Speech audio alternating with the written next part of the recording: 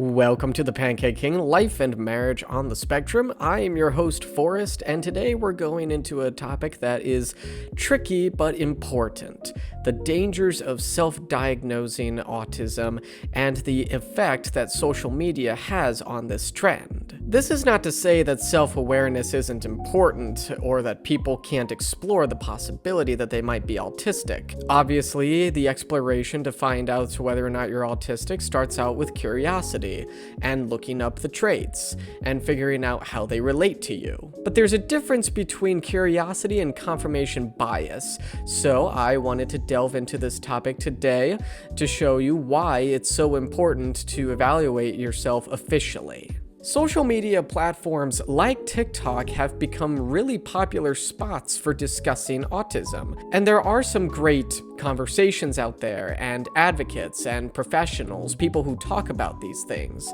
However, there is also a lot of people who have very little experience with the topic but are claiming to be professionals on the topic, and not only that, they self-diagnose themselves with autism because they found just a few traits when they researched online and decided, hey, that's exactly like me, that sounds like me. The algorithms in social media tends to push emotionally engaging content. If you don't know that already, to be honest, you're probably living under a rock and have been for the last 15 years. While awareness is good, misrepresentation can be harmful, not just to the individual self-diagnosing, but also the autism community as a whole. A proper diagnosis involves exactly what I went through: extensive evaluation by professionals, including psychologists, neurologists, or developmental specialists. Many symptoms of autism overlap with things such as ADHD, OCD, social anxiety, or even trauma responses.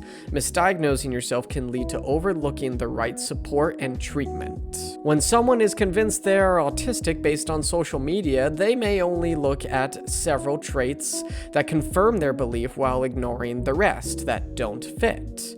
This can lead to misunderstandings about what autism really is, both for the individual and for others in their social circle. Autism is a spectrum. Not everyone experiences it the same way. As I said before, when you meet one person with autism, you have only met one person with autism. TikTok and other platforms often simplify autism into a narrow set of traits that don't fully capture the diversity of autistic experiences. This can lead to stereotypes and misconceptions, making it harder for people who are autistic to be understood and supported properly. Self-diagnosing incorrectly can lead to adopting coping mechanisms or seeking treatments that aren't actually beneficial. It can also delay getting help for other conditions that might be present, like anxiety or depression. So with that being said, what can you do instead? What can any of us do instead? Number 1, do your research and use credible sources as you do it. Look into resources from medical professionals, psychologists, and reputable autism organizations. Books and studies written by professionals in the field can provide a much clearer understanding. Even people who are autistic have written books. Temple Grandin, for example, that explains and describes their experiences on the autism spectrum. I know, reading a long book these days sounds like such a harrowing task and not very sexy when you consider all the short-form content that we have access to right on our fingertips to tell us what we want to hear. But I promise you, as someone with that personal experience of reading books from people who are on the spectrum or seeking out content that was made by autistic people, this is extremely important if you are really serious about finding out whether or not you have autism. Next, if you strongly suspect that you have autism, once you've done enough research, you've found out that you share a lot of traits with what's described on the autism spectrum, seek out a professional for an evaluation. Diagnosis can open doors to real support, accommodations, and therapies that are tailored to your needs.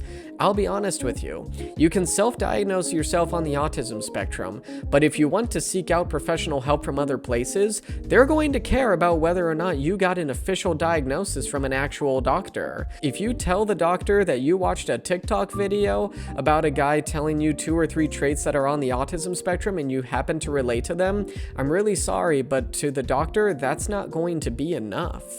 Thirdly, engage with the autism community and do it responsibly. Follow content creators who are actually autistic and who advocate based on personal and professional knowledge. And be open to learning from different perspectives and experiences. Remember, social media is designed to be engaging, not necessarily accurate. Don't take every video at face value. Cross-check information with reliable sources. And if you're struggling with social difficulties, sensory issues, or other challenges, seeking therapy or support groups can be helpful, diagnosis or not. Finally, self-discovery is important, but self-diagnosis has risks. It's great to explore and learn about yourself, but you need to go about it in a way that is healthiest for you. If you go about it with a lot of assumptions and you pick up information from people that is not entirely accurate, it will not do good things for your mental health. In fact, if anything, it will make it worse. One thing that I want to conclude on is something I don't think I've ever said in this show, and if you've been listening for a long time, this might shock you. And what I want to say is that the word autism itself, we've given that word a lot of power. We live in a culture where we give a lot of power to the word autism. Some of us rely on that word so much for being able to fill a void in us, to assign value to us.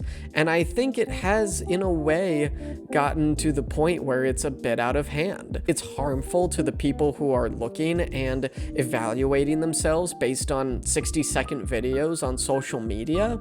And it's also harmful to the people who are actually on the autism spectrum and the people who have formed that community. Some people lean on the word autism and give it that much power because they believe that without it, they feel lost without purpose, like there's a hole in them that needs to be filled. And that's something that our culture really desperately needs to address. And it's not just happening with autism, it's happening with all sorts of different diagnoses as well, such as ADHD, OCD. While the effects of autism in our lives is important to understand and learn about, we also need to be wary about how we're allowing that word to affect our lives and our choices. Thank you for watching. If you found this episode helpful, please like and subscribe if you want to see more of this, and I will see you next time for the next episode. Bye.